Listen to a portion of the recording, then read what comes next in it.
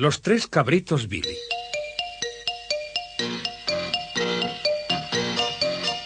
Érase una vez tres cabritos hermanos. Se llamaban Billy el mayor, Billy el mediano y Billy el menor. En invierno vivían en un cobertizo situado en el valle.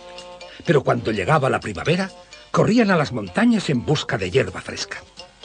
Para llegar a las montañas, los tres chivos tenían que atravesar un río sobre el cual había un solo puente hecho de madera. Y bajo ese puente vivía un ogro horrible que tenía un solo ojo. Nadie podía cruzar el puente sin permiso del ogro. En realidad, ni se atrevían a pedírselo. El ogro se comía a quien lo intentaba. En una de sus salidas, Billy el menor fue el primero en llegar al puente.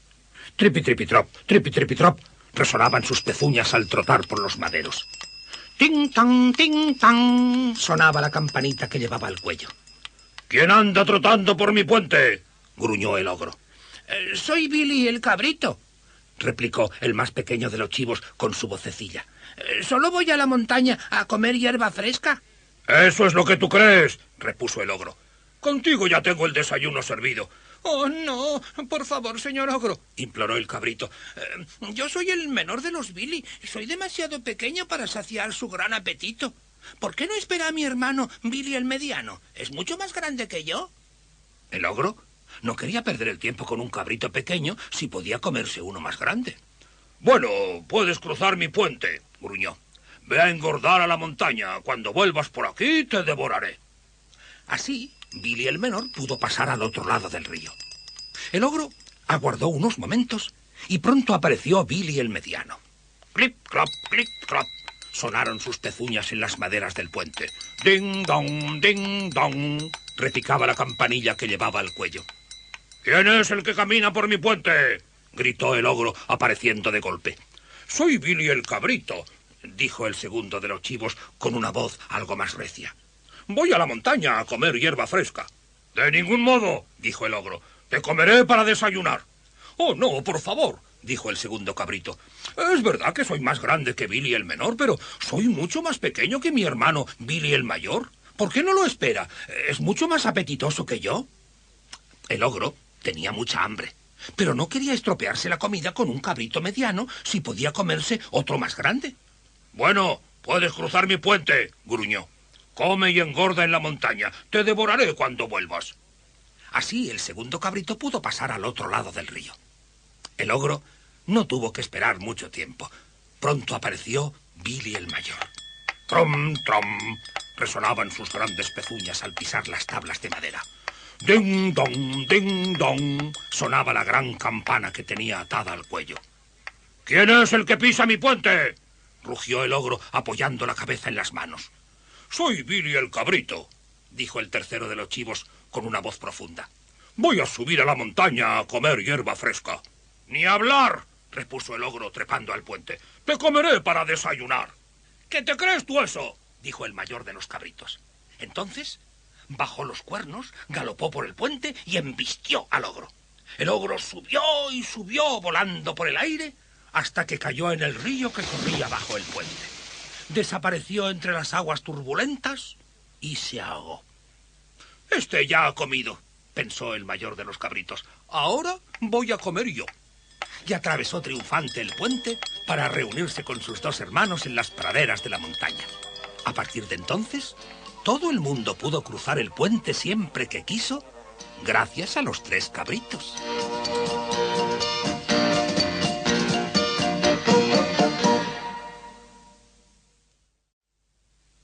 La reina de las nieves. Había una vez, hace muchísimo tiempo, un niño llamado Kai y una niña llamada Senta. Eran vecinos y se querían mucho. Entre sus dos casas había un jardín donde Kai y Senta jugaban durante todo el verano entre las flores. Las rosas eran las favoritas de Senta. Hasta le habían inspirado un verso dedicado a Kai. Hasta que florezca la última rosa, nuestra amistad será la más preciosa. Al llegar el invierno, Solían sentarse junto a una estufa para escuchar los cuentos que les contaba la abuela de Kai sobre la malvada reina de las nieves. Decía: vuela con la cellisca y sepulta los campos en la nieve. Endurece las flores con escarcha y hiela los ríos. Su corazón es un bloque de hielo y le gustaría que todo el mundo tuviera el corazón tan helado como el suyo. Mientras la anciana hablaba, el viento silbaba alrededor de la casa. De golpe, se abrió una ventana. Una ráfaga de nieve azotó el rostro de Kai y un carámbano, un trocito de hielo, le atravesó el ojo. En un momento llegó al corazón y se alojó allí.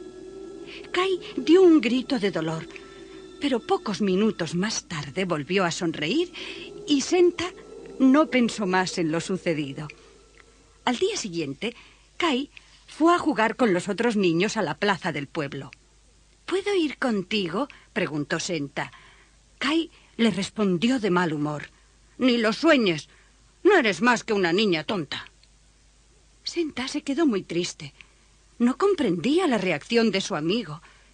Claro, ¿cómo podía suponer que el carámbano que había entrado en el corazón de Kai se lo estaba transformando en un bloque de hielo?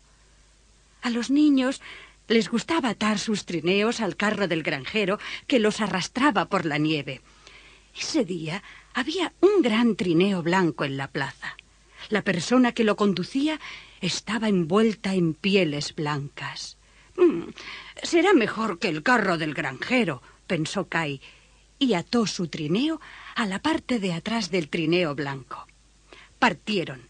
Iban cada vez más rápido y Kai comenzó a asustarse.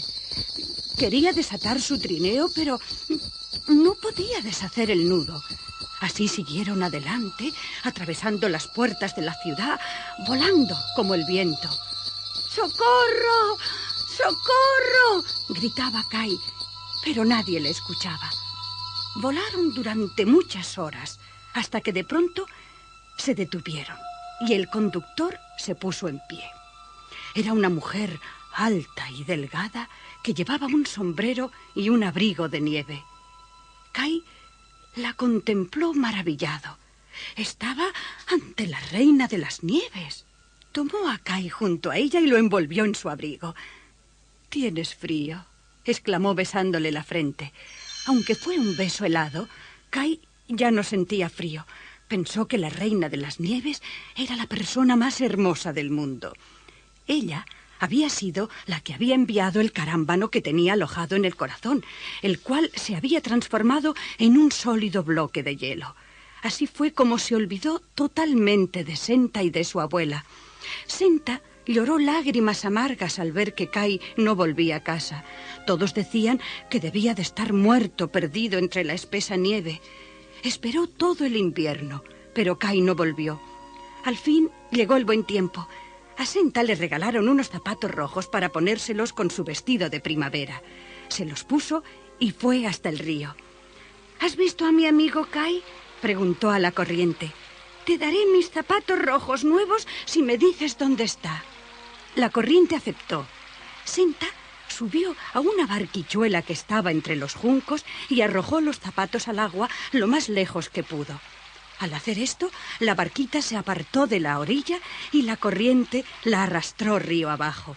Senta estaba asustada, pero no se atrevía a saltar.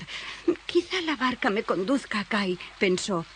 Río abajo, pasó junto a una casita con techo de paja al lado de un huerto de cerezos. Una extraña anciana con un sombrero muy grande salió de la cabaña. Con un bastón curvado, enganchó la barquita y la acercó a la orilla. «Pobre niña», exclamó, «¿cómo es que vas navegando sola por el mundo?». Senta le contó a la anciana toda su historia y le preguntó si había visto a Kai. «Aún no ha venido, querida», contestó la anciana, «pero pronto llegará». Entró con Senta en la casa y le dio cerezas. Mientras la niña comía, la anciana la peinaba. La verdad es que la anciana era una maga que se sentía muy sola y quería que Senta se quedara con ella. Así pues, al peinarla, le fue quitando todos sus recuerdos. Senta olvidó a Kai. La niña jugó en la cabaña durante muchos días, pero una mañana de sol, cuando caminaba entre las flores del jardín, vio un parterre lleno de rosas rojas. Senta besó las rosas contenta y enseguida se acordó de Kai. «He perdido mucho tiempo», exclamó, despertando la curiosidad de un gran cuervo negro que estaba posado en un árbol. «Croc, Croc, ¿qué te sucede, niña?» «Tengo que encontrar a mi amigo Kai. ¿Lo has visto?» «Vi a un niño que pasó por aquí la semana pasada. Había conquistado el corazón de una princesa y se convirtió en príncipe. Viven juntos en un hermoso palacio que no está muy lejos». «Oh, me alegraría tanto de que Kai fuera un príncipe», dijo Senta riendo. «¿Puedes decirme cómo llegar a ese lugar?» El cuervo levantó el vuelo y condujo a Senta al palacio. Al entrar, subieron por una escalera oscura hasta llegar a la cámara real. Senta vio al príncipe que dormía y rompió en sollozos.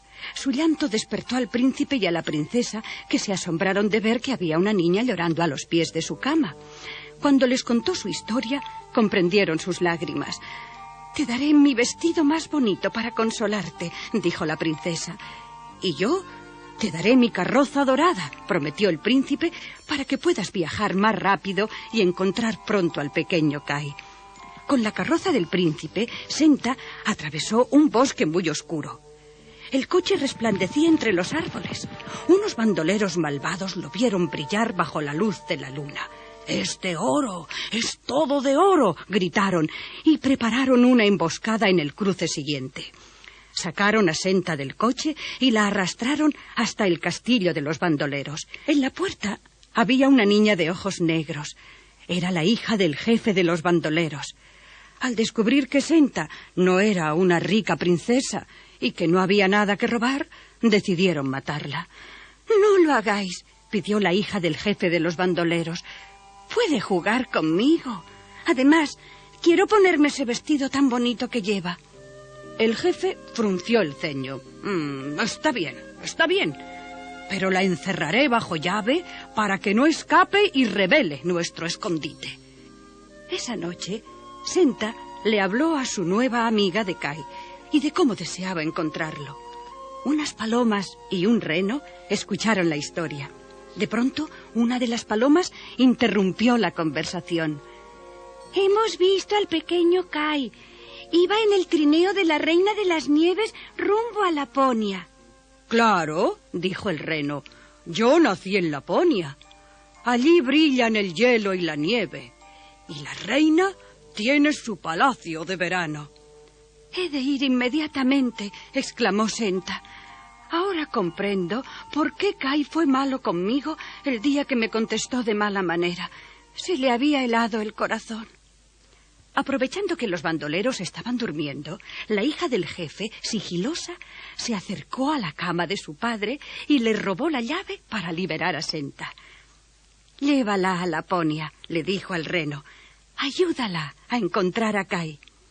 El reno estaba encantado de volver a casa y saltó sobre los páramos y los pantanos. Viajaron durante varios días y varias noches hasta que al final llegaron a Laponia. Hacía mucho frío y todo estaba lleno de nieve y de hielo. «¡Mira allí!», gritó Senta. En la distancia resplandecía el palacio de verano de la Reina de las Nieves como una montaña de diamantes. En el palacio, la Reina de las Nieves había convertido a Kai en un esclavo. Tenía la lengua afilada y helada como la escarcha y le obligaba a sacar brillo a los grandes suelos de hielo. El niño hubiera debido llorar ante el feo trabajo encomendado, pero tenía el corazón demasiado helado para que de él brotaran las lágrimas. La Reina de las Nieves le dio algunos carámbanos y le dijo: «Escribe con estos trocitos de hielo la palabra eternidad y te dejaré libre inmediatamente». Luego se fue volando para arrojar nieve sobre las ciudades y avalanchas sobre los montañistas. Kai Se quedó solo con los carámbanos. Tenía las manos moradas de frío, pero no sentía nada. Intentaba escribir la palabra eternidad cuando Senta consiguió encontrar su habitación grande y helada en el palacio. —¡Kai! —gritó—, ¡por fin estoy aquí! Y le echó los brazos al cuello. Pero Kai se quedó inmóvil, frío, sin sonreír. —¿Quién eres? ¿Qué haces aquí? ¿Eres otra esclava de la reina de las nieves? Vete, suéltame. Senta se negó a soltarlo.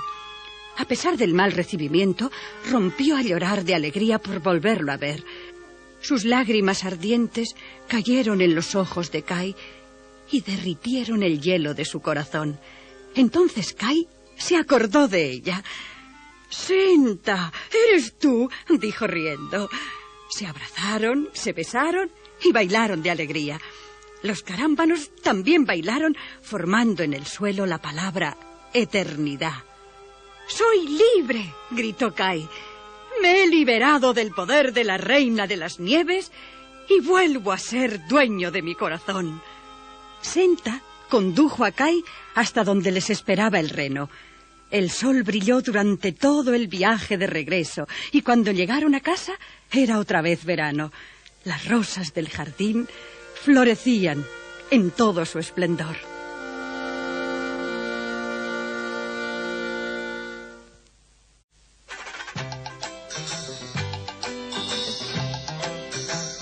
El imán acusador. A Luisito le encantó la lección sobre magnetismo al ver cómo los imanes levantaban alfileres y también otros imanes. En efecto, los imanes son fantásticamente pegajosos, pero solo se les pegan las cosas de metal, que a su vez se transforman en imanes. Tanto le interesó el tema a Luisito que sacó de la biblioteca un libro sobre magnetismo. Hasta tenía un imán dibujado en la tapa. Pero no resultaba tan divertido. A este no se le pegaba nada. «¡Quiero un imán de verdad!», exclamó. Un día se guardó en el bolsillo uno de los que había en clase cuando nadie le miraba. Estaba algo asustado, pero nadie gritó: «¡Luisito ha birlado el imán, señorita!». Fue silbando hasta la verja tocándose el bolsillo. Era fácil robar. A lo mejor se dedicaba en serio y se ganaba la vida. Al tumbarse en el césped del parque, lo hizo junto a un clavo.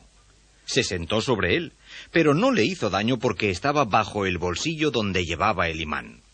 Cuando se levantó, el clavo seguía pegado al imán, incluso a través de la tela del pantalón. Y aunque lo hubiera visto, no habría podido quitárselo, de tan fuerte que estaba. Lo que sí vio fue una lata de tabaco de pipa. La lata saltó de una papelera del parque y quedó colgada del clavo. A Luisito le dio mucha vergüenza. La gente podía llegar a pensar que fumaba. Tiró y forcejeó, pero la lata se había imantado y no se despegaba. También la papelera se desprendió de su base de cemento y salió dando tumbos.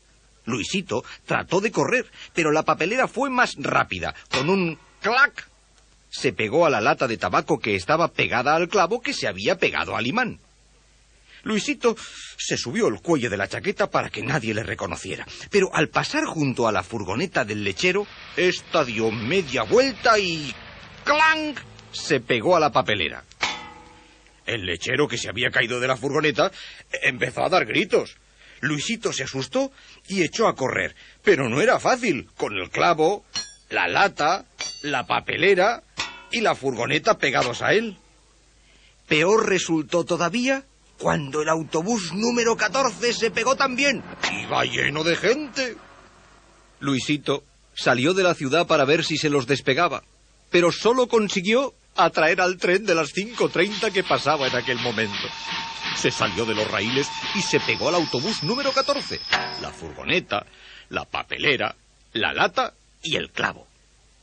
En ese momento, una nave espacial rusa cayó a tierra atraída, al parecer, por una poderosísima fuerza magnética.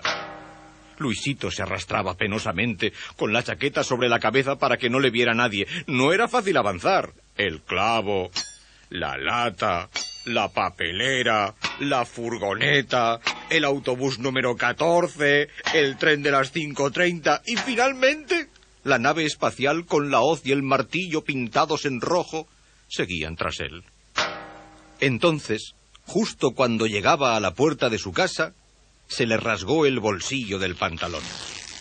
El imán del bolsillo siguió pegado al clavo, el clavo a la lata de tabaco, la lata a la papelera a la furgoneta al autobús número 14, el autobús al tren de las 5:30 y el tren a la nave espacial. Pero Luisito ya no estaba pegado a nada. Un montón de metal imantado quedó allí en medio de la calle y más tarde el ayuntamiento tuvo que mandar unas grúas para retirarlo. La mamá de Luisito le castigó por haberse roto los pantalones y Luisito decidió que no se ganaría la vida robando.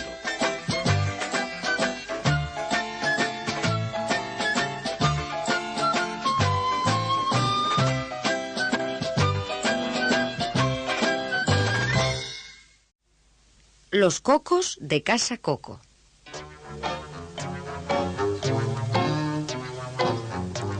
Había una vez una alegre familia de fantasmas que vivía en una casa encantada en medio de un bosque.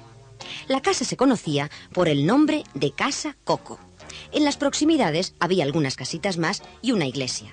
Era el pueblo más tranquilo y solitario del país. La familia estaba compuesta por 4 fantasmas: mamá y papá Coco, Coquito y la vieja abuela Coco. La abuelita se pasaba todo el tiempo tejiendo calcetines de tela de araña para la familia, mientras mamá hacía pastelillos de duende. Papá dormía todo el día, hasta que a medianoche lo despertaban los búhos. Entonces se iba a trabajar. Pasaba a través de las paredes, subía su coche espectral tirado por 4 caballos y se dirigía a los cruces de los caminos. Su cochero, un esqueleto sin cabeza que llevaba sombrero de copa, se llamaba Señor Huesos. Un día, Coquito le dijo a su madre: «Mamá, ¿cuándo podré ir a hacer apariciones como papá? Debe de ser divertidísimo estar en el cruce de un camino y aullar». Pero su madre le contestó: «Aún eres demasiado pequeño, querido. Ni siquiera sabes aullar bien. Ahora termina de comer el pastel de duendes y sé un buen fantasmita».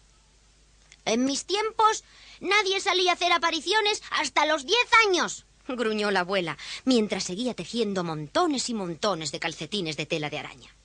Esa noche, Coquito se sentó frente al espejo de su dormitorio, con su camisón blanco, haciendo un gran esfuerzo para aullar como un fantasma grande. Pero solo logró emitir un débil gorgorito. «Vaya, creo que jamás llegaré a ser un fantasma de verdad. Pediré ayuda a mis amigos». Al día siguiente, visitó a Uli, el búho, que vivía en la torre de la iglesia. «Ya veo el problema que tienes, Coquito», dijo Uli. «A lo mejor te ayudaría a oírme a mí ulular. Iré esta noche a Casa Coco y probaremos».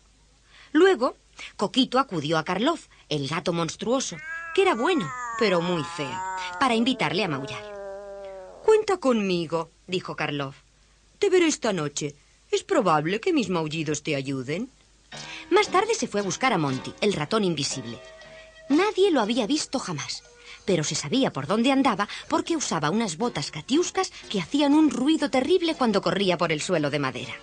«Sí, yo también iré», dijo Monty. «Y chillaré. Tengo el chillido más fuerte del mundo». Esa noche, todos se reunieron en el árbol grande junto a Casa Coco. Uli ululó, Karloff maulló y Monty chilló. Pero cuando el pobre Coquito intentó aullar, solo le salieron los gorgoritos de siempre. Armaron tal estrépito que todos los vecinos se despertaron y empezaron a protestar. A la mañana siguiente vino el propietario de Casa Coco y echó a toda la familia Coco diciendo: «Este es un pueblo tranquilo. No podemos consentir este escándalo. Tenéis que marcharos». Así pues, todos los Cocos, excepto Coquito y sus amigos que se escondieron en el ático, se marcharon en el coche espectral. «¡Bú! ¡Bú!», lloraba mamá Coco. «¿Qué será de mi Coquito que se queda solo? Mi fantasma tan chiquitito que todavía no sabe aullar». Poco tiempo después llegó a la casa el señor Castaño, un nuevo inquilino. «Pasaré aquí una noche y si me gusta me quedaré», le dijo al dueño. Pero no esperó hasta la noche para decidirse. Al sentarse en el sillón, despertó a Karloff y el gato monstruoso le arañó. «¡Socorro!», chilló el señor Castaño. ¡Hay un gato vampiro! Salió corriendo por la puerta principal y nunca más le vieron. Al día siguiente, el dueño trajo a 2 ancianos, el señor y la señora Pérez. «Probaremos una noche y si nos gusta nos quedaremos», dijeron. Al sonar las campanadas de medianoche, Monty le mordió un dedo del pie a la señora Pérez. «¡Auxilio! ¡Socorro!», gritaron los Pérez. «¡La casa está embrujada!». Salieron corriendo en camisón y nunca más los vio nadie. El siguiente que llegó a casa Coco fue un hombre muy gordo llamado Inflón. «Haré la prueba y dormiré aquí esta noche», dijo el señor Inflón. «Si me gusta, me quedaré». Esa noche, el tal Inflón se fue a dormir. Pronto comenzó a roncar. Los ronquidos eran cada vez más fuertes, hasta que hicieron temblar toda la casa. El pobre Coquito y sus amigos se enfadaron tanto que decidieron despertarlo. Primero lo pincharon y le hicieron cosquillas en los pies. Después el gato Karloff se escondió debajo de la cama y maulló, mientras el ratón Monty saltaba por el edredón con sus catiuscas. Pero el señor Inflón seguía roncando. Incluso cuando Uli el búho le tiró un reloj a la cabeza, el señor Inflón continuó roncando. Justo en ese momento llegaron 2 amigos muy queridos de Coquito, Martín y Miguel, los 2 murciélagos que vivían en el campanario de la iglesia. Le tiraron de las patillas al señor Inflón y le enredaron el pelo, pero ni con eso pudieron despertarlo. Al final, Coquito decidió ir al botiquín a buscar un poco de esparadrapo para taparle la boca al recalcitrante dormilón. Allí encontró una caja de píldoras en donde se podía leer: Gritomicina. Con letra más pequeña debajo ponía: para fantasmas roncos, tómese una cada vez. Coquito se tragó una y de repente soltó un gritito. Al tomar otra, pudo gritar casi como un fantasma normal.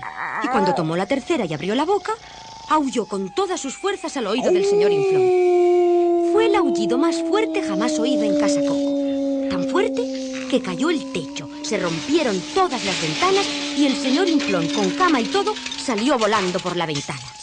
El aullido empujó la cama por encima de la torre de la iglesia sobre los árboles, elevándola cada vez más en el cielo. Subió y subió hasta posarse en la luna. Pero el señor Inflón seguía roncando. El aullido dio la vuelta a la luna y volvió a casa. Tiró al policía del pueblo de su bicicleta y derribó todas las chimeneas. Atravesó las ventanas de casa Coco como un remolino. Subió las escaleras, pasó por todos los dormitorios, salió por una ventana, cruzó las almenas y luego cayó en la profundidad de los calabozos y nunca más se oyó. ¡Hurra!, dijeron Uli el búho y todos los demás. Nadie querrá dormir en casa Coco después de esto. Y así fue. Entonces la familia Coco volvió a mudarse a casa Coco. Llegaron en el coche espectral. Esa noche, al dar la 1, celebraron una fiesta de bienvenida para festejar su regreso. Había un gran pastel de duendes y muchísimo vino de rayos de luna. Y todos bailaron. Los murciélagos revolotearon en el aire. Monty el ratón saltó con sus catiuscas. Karloff el gato maulló y maulló. Uli el búho ululó. El señor Huesos llevaba el compás con sus costillas. Abuela Coco hacía sonar sus agujas de tejer. Mamá Coco aullaba gozosa. Y papá Coco chillaba y hacía rechinar sus cadenas. Pero los aullidos más fuertes eran los de Coquito, porque al fin había aprendido a aullar. Y mientras todos los demás bailaban y cantaban, Coquito solo aullaba de alegría. Era el fantasma más feliz del mundo.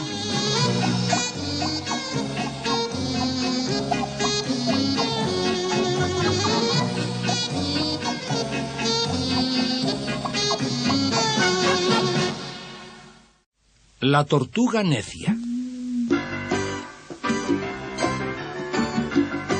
Una vez llovió tanto que todo el país quedó inundado. Solo sobresalían del agua las montañas. Mientras subía el nivel de las aguas, se oyó a alguien que lloraba en el valle. Era una tortuga. La tortuga más lenta y necia que hayáis visto jamás. ¿Por qué lloras? Le preguntó una oca al pasar volando por encima de ella. Me ahogaré, sollozó la tortuga. Tú no tienes problemas porque puedes volar y nadar. Pero yo tengo las patas tan cortas que tardaré muchos días en llegar a la cumbre de la montaña. Y entre tanto, las aguas me arrastrarán.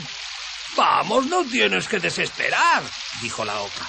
Llamaré a mi hermana y te llevaremos a la montaña. Cuando las ocas volvieron, a la tortuga le llegaba el agua al cuello. Bajaron sosteniendo una rama entre los picos.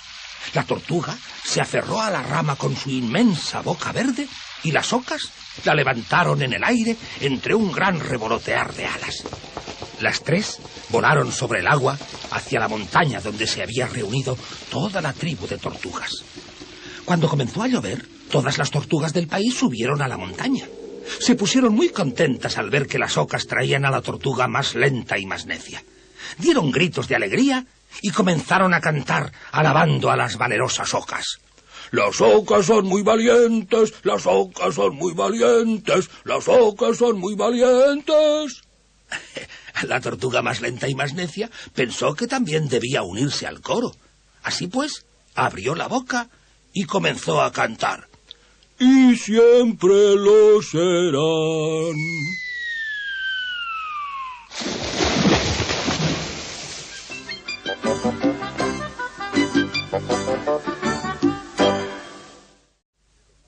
El sombrero nuevo de Palitroque.